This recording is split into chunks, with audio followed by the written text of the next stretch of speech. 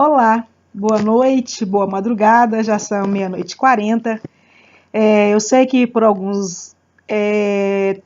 tempo eu parei de gravar os vídeos, eu havia me proposto a gravar a minha leitura diária e como a minha vida tem sido muito corrida, eu dei uma parada.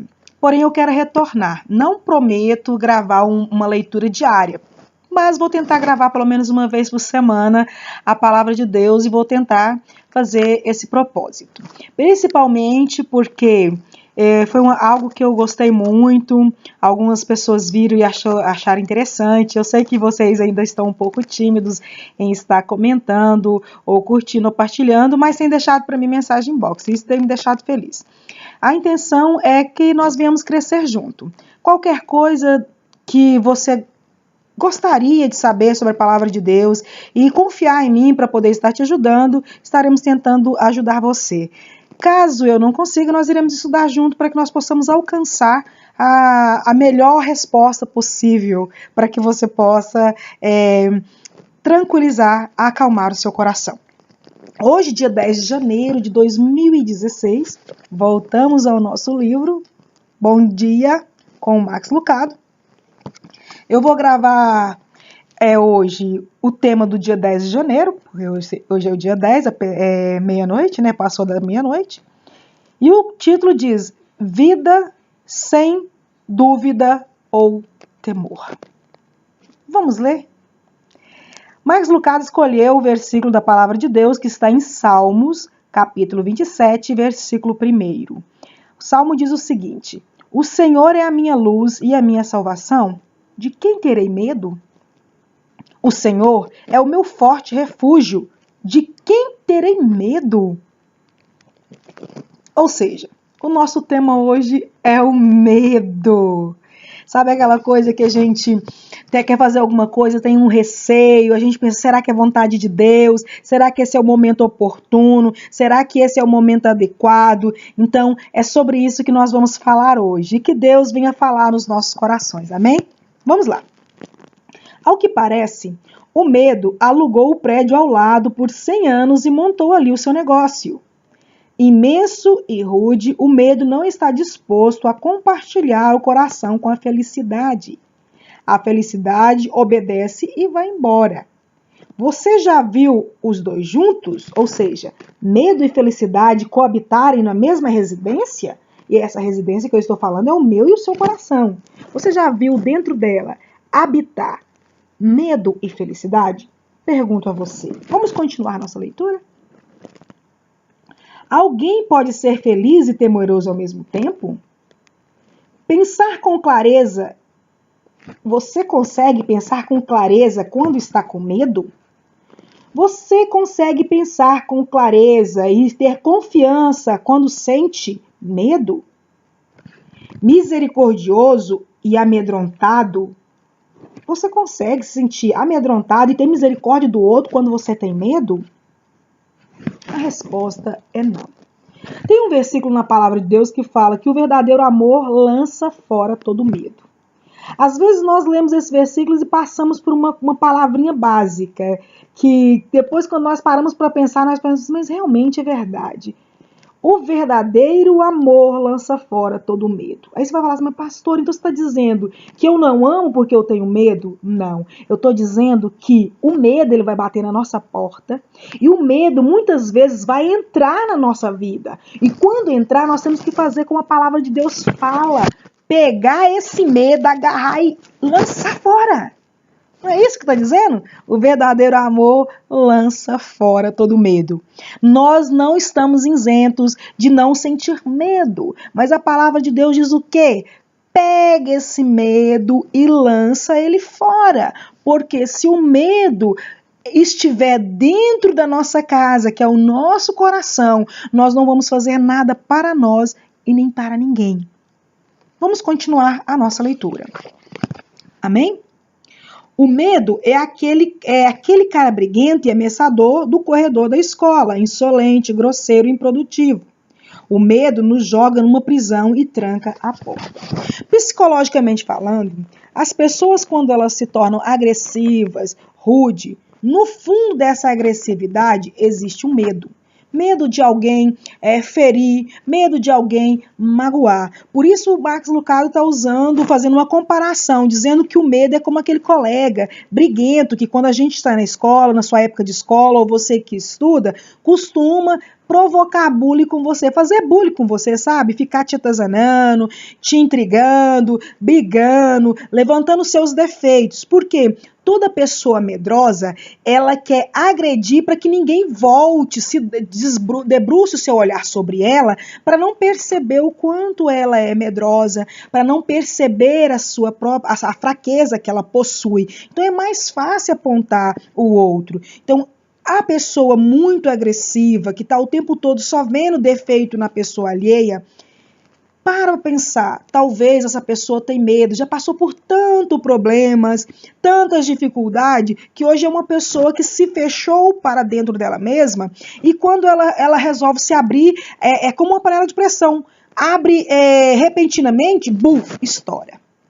Então, para que nós estamos falando isso? Não no intuito de isentar o outro. Ele pode ter passado por vários problemas que nós não merecemos a agressividade, nem a intolerância, nem o desrespeito de ninguém. Mas é justamente para nos preservar. Ao verificar que tem alguém nos tratando desta maneira, com desrespeito e grosseria, a gente parar para pensar, porventura, o que pode ter ocorrido na vida dessa pessoa? Aí nós vamos segurar a nossa bolinha para que nós não venhamos ficar com raiva dessa pessoa, para que nós não venhamos ficar magoados, para que nós venhamos, ainda que chateado, saber ultrapassar esses momentos de dificuldade com mais tranquilidade, ok? Continuando. Não seria ótimo poder sair? Sair do quê? Do medo? Imagine sua vida totalmente livre da insegurança e da ansiedade. E se a fé e não o medo fosse a sua primeira reação diante das ameaças? Veja bem, a fé ela não é algo irracional, porque o versículo de Hebreus, capítulo 11, versículo 1, fala que a fé é o firme fundamento daquilo que a gente não vê, mas a gente espera, aquilo que a gente não sabe, mas de alguma maneira a gente sabe que vai acontecer, não é isso que está escrito lá? Estou dizendo as minhas palavras. Então, quando a nossa fé ela é movida em algo irracional, porque às vezes as pessoas acham que a fé é irracional, a fé não é irracional, pasmem. Exemplo, vamos supor, alguém chega para você e diz o seguinte, olha, você não vai conseguir se dar bem na vida, você não tem a palavra de Deus alicerçada no seu coração, como diz o Salmo 119, versículo 11, a tua palavra eu guardei no meu coração para não pecar contra ti. Não é só para não pecar, mas é para permanecer firme diante do Senhor quando o inimigo usar dessas artimanhas com palavras para nos derrubar. Então, quando você conhece essa promessa de Deus, de que em Cristo você é mais do que vencedor, você está exercitando racionalmente a sua fé baseado na palavra de Deus. Se você não faz isso, você vai ser uma pessoa temerosa porque você não conhece a palavra de Deus. Por isso é importante que nós venhamos ler a Bíblia para ter ciência das promessas para as nossas vidas, para ficar mais fácil derrotar as artimanhas do inimigo.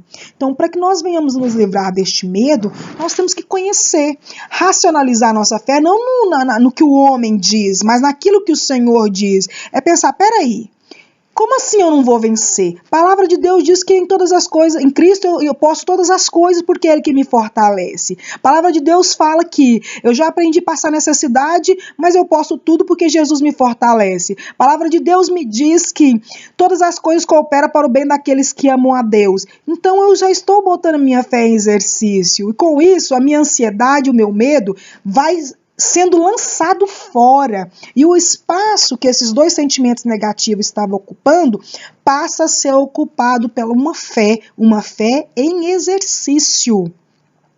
Paulo fala que a fé sem obras é morta. Não é eu tendo fé numa obra, eu vou olhar e falar assim, não, eu tenho aquele carro, eu tenho um trabalho, eu tenho uma confiança, não é nada disso. A fé sem obras é morta, é você falar que tem fé e você não ter nada em posse seu de concreto adquirido por meio da fé que você diz ter.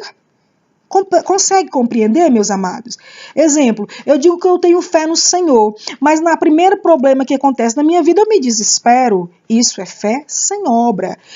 Eu posso, a priori, me sentir pressionada por um problema, mas eu tenho que me resguardar deste problema usando a palavra de Deus. É dizer, olha, eu não estou entendendo nada. É falar como profeta, como salmista, aliás. Ele diz, no capítulo, Salmos 23, versículo 4, ele fala assim, ainda que eu andasse pelo vale da sombra da morte, não temeria mal algum, porque tu, Senhor, está comigo. Então, quando eu vou trazendo à memória, como diz o profeta Jeremias, aquilo que me traz esperança, eu lanço fora todo medo, toda ansiedade e coloco a minha fé em exercício e estou vendo as obras adquiridas por meio da minha fé. Continuando, ele diz, se você pudesse passar um imã de medo sobre o seu coração e extrair qualquer fragmento de temor, insegurança e dúvida, o que você tiraria? O que restaria? A palavra de Deus lança fora todo medo quando você coloca ela em exercício. Amém? Imagine um dia, apenas um dia, livre de temor e de fracasso. Você já imaginou você acordar, hoje você está com medo e como a palavra de Deus fala, o choro pode durar uma noite, mas a alegria ela vem ao amanhecer. Você acordar sem medo, sem trauma, sem sentimento de fracasso e angústia. Como você vai se sentir? Essa é a possibilidade que está por trás da pergunta de Jesus. Por que vocês estão com tanto medo? Perguntou ele. Está em Mateus capítulo 8, versículo 26. Por que nós estamos com tanto medo? Se nós temos o nosso Deus poderoso, Criador dos céus e da terra. Já parou para imaginar que o Deus que nós acreditamos, ele criou os céus e a terra e ele nos amou de tal forma que ele sonhou comigo e com você. Ele sonhou, ele projetou, ele nos criou e mesmo nós nos rebelando contra ele, ele nos amou de tal maneira que mandou o seu único filho Jesus Cristo para que eu e você não ficássemos perecendo no mundo, nas trevas de horror, para nos resgatar. Jesus veio, nos resgatou, e ele disse, olha, eu vou para o Pai, mas eu vou preparar lugar para quando eu voltar, levar você, mas eu não vos deixarei órfãos, eu vou mandar o Consolador, o Espírito Santo de Deus. E você já parou para imaginar que esse Espírito Santo de Deus é o mesmo Espírito que ressuscitou Jesus de entre os mortos? E se ele ressuscitou Jesus no terceiro dia dentre os mortos e ascendeu o nosso Senhor à glória, e hoje o nosso Senhor Jesus Cristo está sentado à destra de Deus Pai, e este mesmo Espírito Santo habita no seu coração, como fala no capítulo 8 de Romanos, versículo 26. O Espírito Santo de Deus intercede por vós com gemidos inexprimíveis, ele habita em você. É esse Espírito de Deus que ressuscitou Jesus de entre os mortos. É esse Espírito Santo de Deus que conduziu todos os membros da igreja primitiva no Novo Testamento. Habita em você, habita em mim, está conosco, é Ele que nos consola. Então isso tem que ser o suficiente para que nós venhamos erguer nossa cabeça, olhar para o alto, porque é do alto que vem o nosso socorro, e falar como salmista, eleva os meus olhos para o alto, porque é de lá que veio o meu socorro. E que o Senhor Jesus, nesta noite, venha tirar todo o medo do seu coração, venha retirar todo o embaraço, todo o empecilho do seu caminho, porque Ele é fiel e poderoso para cumprir tudo aquilo que Ele disse para você. Tá doendo? Calma. Só mais um pouquinho o Senhor vai trazer a sua vitória. Chore, mas chore de cabeça erguida, porque fala como fala Jó. E Jó falou assim, eu sei que o meu Redentor, ele vive, eu estou sofrendo, eu estou padecendo, mas eu sei que o meu Redentor vive, e no momento oportuno, ele vai se levantar e vai me honrar. Calma, meu amado, calma, minha amada, no momento oportuno Deus vai te honrar, amém? Vamos orar. Pai amoroso, elimina toda dúvida e temor da minha mente. Pai querido, que eu viva animada e livre de toda insegurança. Que a todo momento, quando eu sentir medo, que o teu Espírito Santo, que intercede por mim com gemidos inexprimíveis, venha trazer à minha mente, à minha memória, as palavras do teu livro para que eu possa ter esperança. Renova as minhas forças, é que eu te peço no nome do Senhor Jesus Cristo. Amém, querido? Que o Senhor te abençoe e te guarde. Número 6:24. E faça resplandecer o teu rosto sobre ti. Número 6:25. Leia a palavra do Senhor. Tem promessa de Deus para você. Beijo no seu coração.